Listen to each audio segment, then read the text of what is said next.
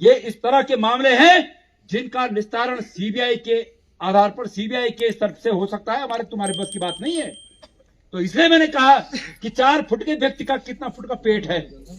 इस कंपनी ने मोदी जी के और अमित शाह जी की फोटो अपने कार्यालय में लगाई और उसके बीच में अपना नाम लिखा कि ये तो केंद्र सरकार के द्वारा भी अधिकृत है और राज्य सरकार के द्वारा भी अधिकृत है। तो मेरे भाइयों और मेरी बहनों, मैं आज आपका एक ज्ञापन, हमने एक ज्ञापन भी बना रखा है और इस ज्ञापन के माध्यम से मैं सरकार को ये चेतावनी देना चाहता हूं।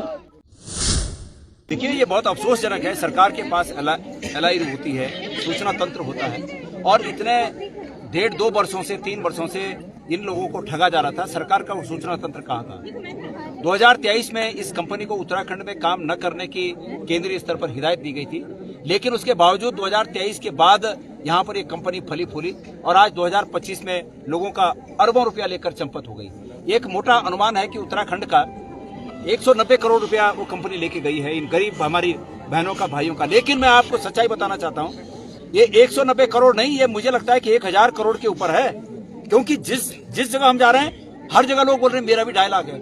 ऐसी स्थिति हो गई है कि लोग खुल के अब बोल भी नहीं पा रहे हैं कि मैं लुट गया, क्योंकि लोगों को अब शर्म महसूस हो रही है। लेकिन एक राजनीतिक दल होने के नाते हमारा कर्तव्य बनता है कि हम सरकार को चेताएं। अगर सरकार के नॉलेज में ये पहले से नहीं था तो सरकार को अभी भी उस कंपनी के खातों को सीज करना चाहिए।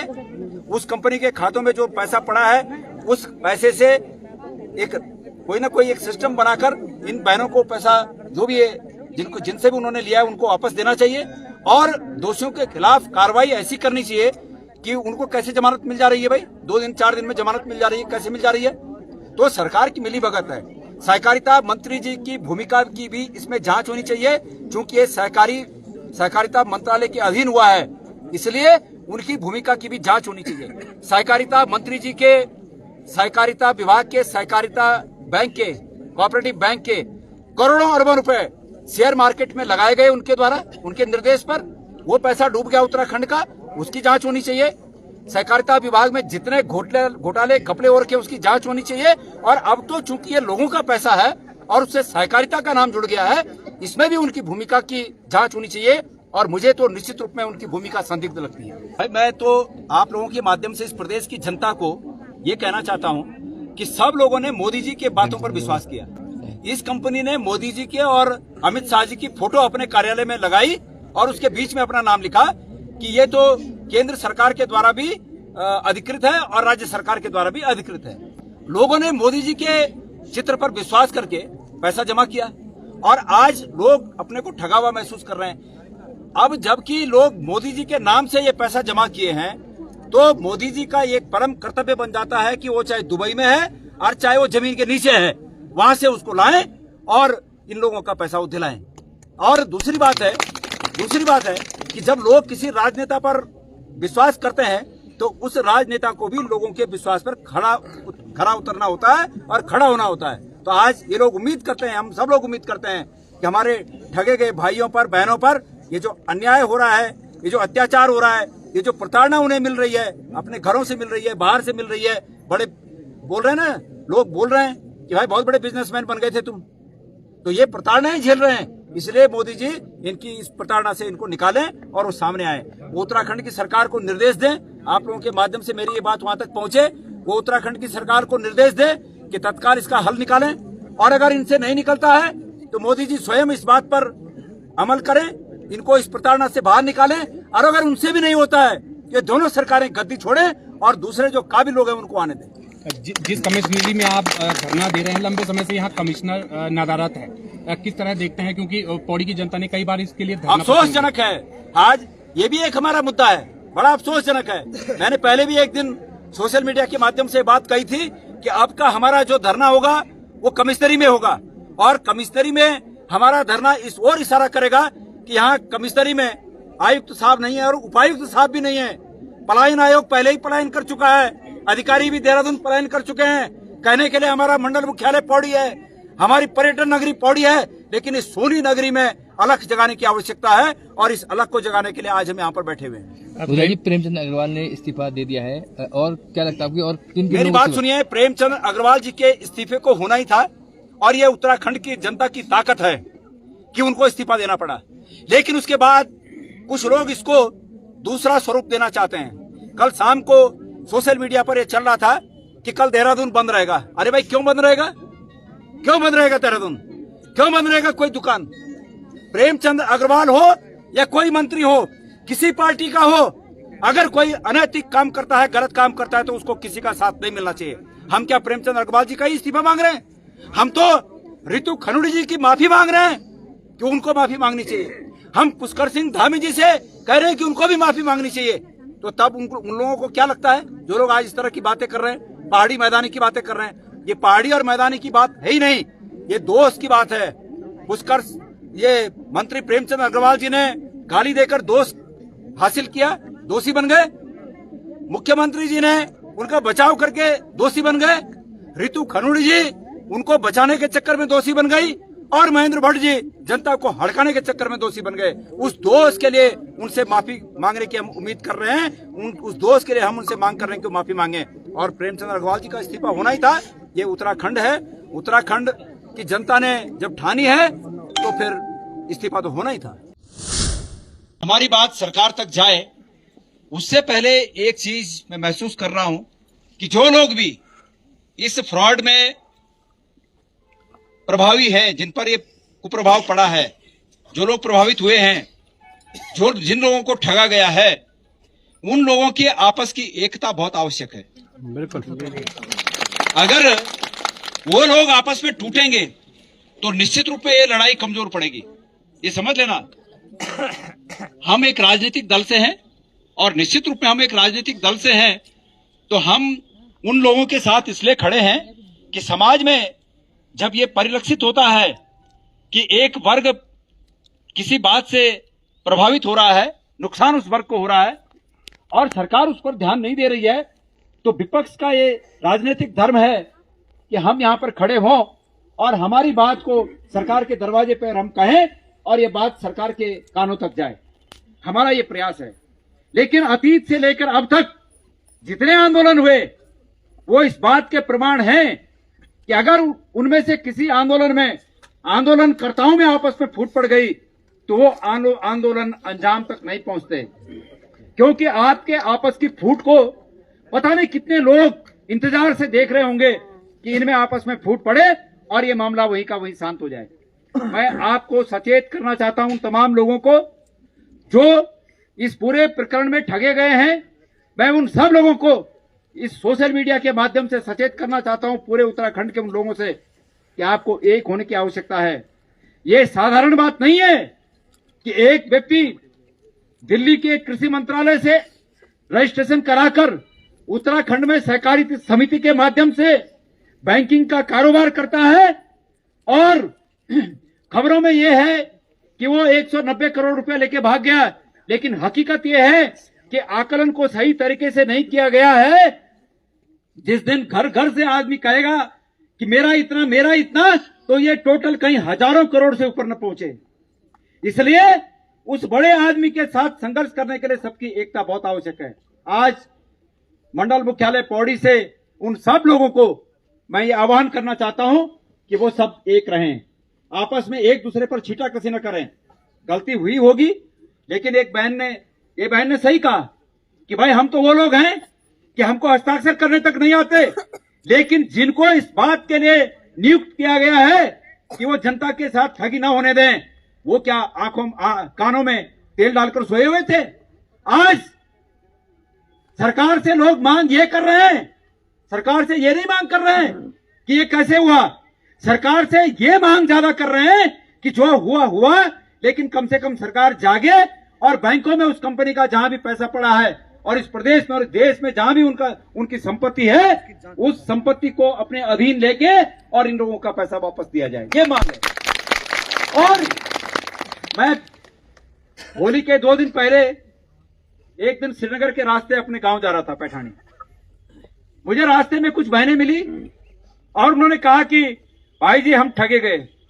मैंने उस पूरे प्रकरण को देखा और मुझे लगा कि वास्तव में लोग ठगे गए, लेकिन जब मैंने देखा कि ये सहकारिता मंत्रालय के अधीन हुआ है तो मैंने उनसे कहा कि भाई तुम श्रीनगर के रहने वाली हो, बोलियो, और श्रीनगर का ही सहकारिता मंत्री है, तो क्या तुमने कभी उनके पास ये खबर नहीं पहुंचाई कि भाई ये हमको ठगा गया है, इस मंत्रालय के अधीन एक रजिस्ट्रेशन किसी समिति ने करके हमको ठग दिया?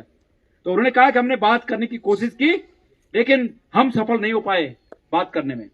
तो मैंने उनसे कहा कि परसों 13 तारीख को वो लोग होली खेलने के लिए श्रीनगर आ रहे हैं, और होली खेलने के लिए श्रीनगर आ रहे हैं, और मैं ऑन लाइव मतलब एक कैमरे के सामने बोल रहा हूं। मैंने उनसे कहा कि कोई बदतमीजी मत करना, निवेदन करना जाके, क्योंकि अगर आपने पहले ही जाके बदतमीजी कर दी तो होता है, फिर मानव स्वभाव होता है, अगला आदमी भी इरिटेट होगा, बोलेगा भाई मैंने थोड़ी बोला था तुम्हें। लेकिन निवेदन करना जाके कि भाई हम ठगे गए हैं और हमारी रक्षा करना तुम्हारा काम है। ये सरकार इस फर्ज से मुंह नहीं मोड़ सकती कि अगर कोई व्यक्ति ठगा गया है तो उस ठगे गए व्यक्ति को न्याय दिलाए, ठग को उसके अपराध के लिए सजा दे, और जो ठगा गया है व्यक्ति उसको उससे वसूली करके उसका पैसा वापस दे। ये उसका कर्तव्य है सरकार का। इसलिए मैंने कहा कि जाना और निवेदन के साथ जाना।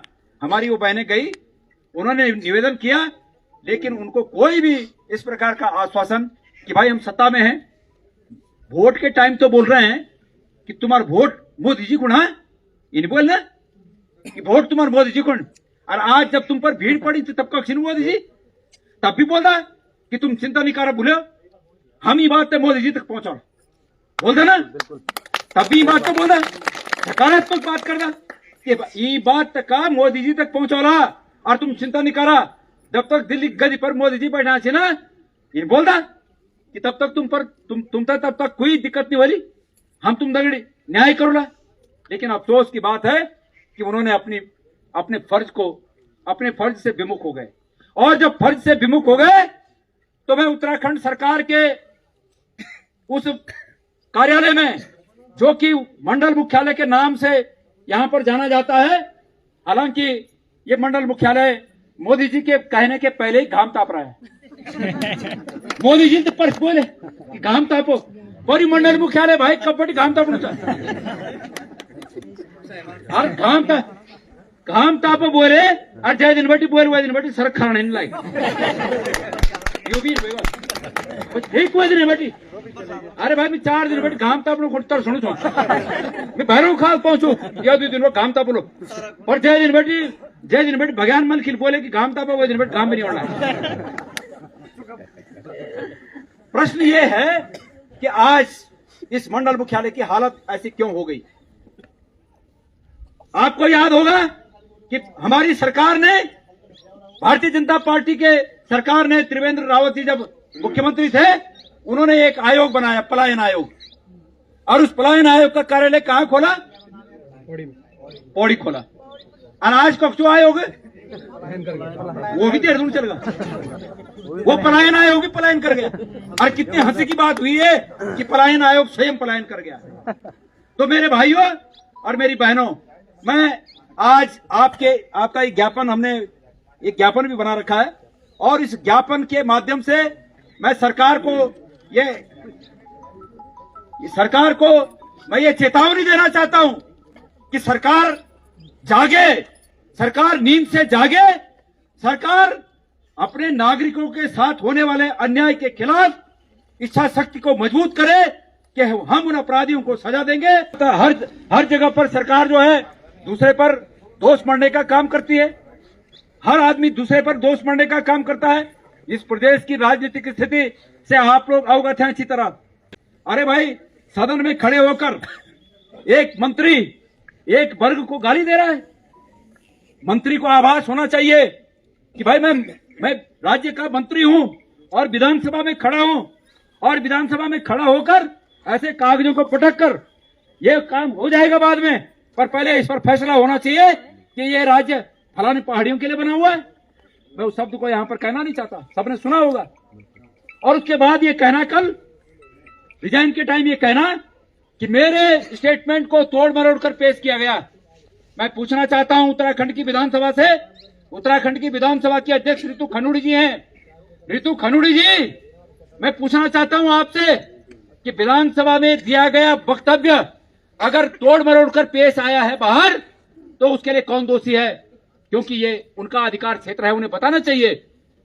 अगर उन्हें ये पता है कि ये जो बाहर बयान आया ये तोड़ मरोड़ कर आया, तो प्रेमचंद अग्रवाल जी का वास्तविक बयान क्या था, हमारी जो विधानसभा के अध्यक्ष हैं वो उनके वास्तविक बयान को प्रसिद्ध करें, बताएं ये था भाई वीडियो और ये तोड़ मरोड़ के पेश किया गया। लेकिन प्रेमचंद अग्रवाल जी, आपके पाप, इस पाप को आप कुछ हद तक धो सकते थे कल भी, और वो इस रूप में धो सकते थे कि रोने के बजाय अपने पद के त्याग के लिए आप खुले मन से इस्तीफा देते। और मैं कहता कि मेरी अंतरात्मा ने यह गवाही दी है कि मैंने एक भूल कर दी है, और इस भूल का प्रायश्चित इस रूप में है कि मैं त्याग पत्र दूं। और मेरे साथियों, मेरा मन आपके लिए कोई, मेरे मन में कोई बैर नहीं है, लेकिन ये दंड मुझे मिलना चाहिए, इसलिए मैं त्याग पत्र दे रहा हूं। हाय वो हम भी बोलोगे कि तोड़ मरोड़ के पेश कर दिया, मतलब गलती हमारी चाहे भगाने गलती नहीं, चाहे अपनी गलती नहीं बताणु, आज भी बताणु कि ये उनकी गलती चाहिए, ये नहीं चलेगा। कुछ लोग बोल रहे हैं ये लड़ाई पहाड़ बनाम मैदान की लड़ाई है, लेकिन वास्तविक रूप में ये पहाड़ बनाम मैदान की लड़ाई नहीं है। हम पहले दिन से इस बात को कह रहे हैं, ये लड़ाई सिर्फ इस बात की है कि चाहे किसी भी राजनीतिक दल का व्यक्ति हो, अगर वो किसी को गाली दे तो उसको दंड मिलना चाहिए। और दंड क्या होता है, जो जिस पोजीशन पर है उस पोजीशन का दंड होता है। छोटा आदमी तो छोट दंड हो, और बड़ा आदमी तो बड़ दंड हो। तो भाई तुम बड़ा आदमी छे, तुम बड़ी गलती करें तो तुम तो बड़ दंड हो, तुम तो पद थोड़ा बड़ो। और पहाड़ बनाम मैदान कहां से हो गया? इस गणेश गोदियाल ने तो प्रेमचंद अग्रवाल जी से इस्तीफा मांगा और रितु खनुड़ी जी से ये मांग की है कि जिस प्रकार से उन्होंने रौद्र रूप दिखाकर लखपत बुटोला को डांटने का काम किया और प्रेमचंद अग्रवाल जी को संरक्षण करने का काम किया, उसके लिए उन्हें इस प्रदेश की जनता से माफी मांगनी चाहिए। तो रितु खनुड़ी जी तो भुवनचंद्र खनुड़ी जी की बेटी हैं, यहां कहां पहाड़ और मैदान हो गया? महेंद्र भट्ट जिन्होंने कहा पहले कि खबरदार अगर कोई इसको सोशल मीडिया पे डालेगा तो हम जो है उसकी जांच कर देंगे, उसको उसकी कार्रवाई कर देंगे उसके ऊपर। मैं मुख्यमंत्री से यह अपेक्षा करूंगा कि मुख्यमंत्री उस पर नजर रखें। जिसने धमकाने का काम किया वो महेंद्र भट्ट कोई मैदानी है? हमने मांग की कि उनको जो है माफी मांगनी चाहिए। हमने मांग की कि पुष्कर धामी जी को याचक बने हुए थे प्रेमचंद अग्रवाल जी के सामने सदन में, याचना के रूप में कह रहे थे, तब जाके प्रेमचंद जी ने कहा, जब मुख्यमंत्री ने याचना की, मुख्यमंत्री जी के शब्द ये होने चाहिए थे कि कोई भी मंत्री हो, कोई हो, उत्तराखंड के सम्मान के साथ किसी को खिलवाड़ करने की छूट नहीं दी जाएगी और इन्हें पद से हटाया जाता है। हम ये उम्मीद करते थे धामी जी से, लेकिन जब वो याचक जैसे बने तो हमने कहा कि उन्हें भी माफी मांगनी चाहिए, हमने उनको भी नहीं बख्शा। तो कहां से भाई पहाड़ बनाम मैदान हो गया? कल कुछ लोग बोल रहे थे देहरादून में बंद करेंगे, ऋषिकेश में बंद करोगे।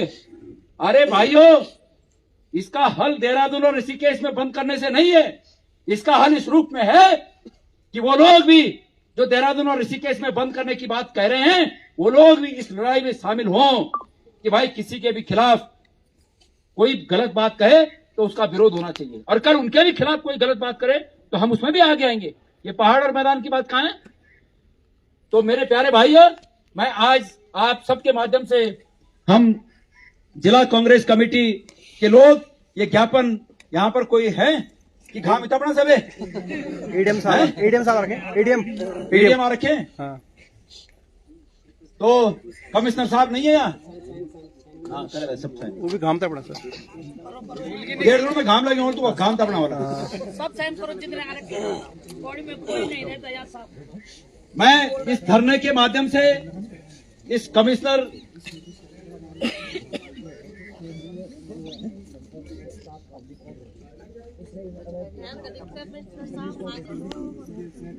एक बहुत महत्वपूर्ण सूचना भाई बहुगुणा जी, अद्वैत जी ने मुझे दी कि इस समिति को केंद्रीय स्तर पर अवैध घोषित किया गया है, जबकि राज्य की कोऑपरेटिव विभाग ने, सहकारिता मंत्रालय, हमारे राज्य के सहकारिता मंत्रालय ने इस पर चुप्पी साधी हुई है। मैं कह रहा हूं कि इसमें धन सिंह रावत जी के संबंधों की जांच होनी चाहिए उस व्यक्ति से। बिल्कुल भाई, सहकारिता में सहकारिता विभाग चौपट कर दिया, चौपट।